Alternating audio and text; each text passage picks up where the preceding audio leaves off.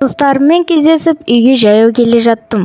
Тыныштықта жалғыз серуендеуді шешіп, такси шақырмай жаяу бара бердім. Және де далада менен басқа ешкім болмады.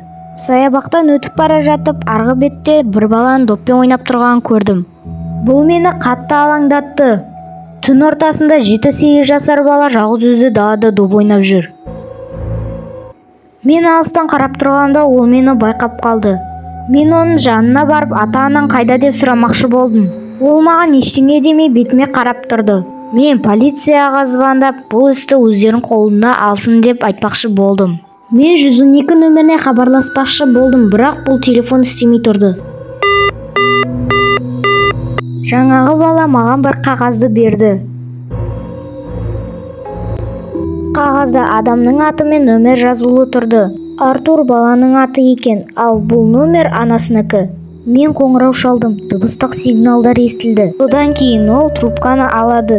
Мен бірдеңе айтпақшы болған кезде жылап тұрған әйелдің даусы естілді. Және енді звондамауын айтты. Және де қатыгездікпен ойнамауымды да өтінді. Мен қорқып кетіп трубканы қойып едім, жанымда тұрған бала жоқ болып кетті. Мен оны атымен атап шақырдым, бірақ жоқ, ол мені мазақ қылу үшін істеді деп ойлаймын. Солай мен үйге қайттым. Үйде компьютер қарап отқан кезде мен сол баланың атын және көшені жазған едім. Мені қатты қорқытты. Артур есімді баланы бір ай бұрын машина қағып кетті. Оның анасына зиянды әзілкештер сенің балаң көшеде ойнап жүр деп соғады екен. Жолда сол баланың рухын кездестіріп, мен зиянды әзілкештер болған сияқтымын.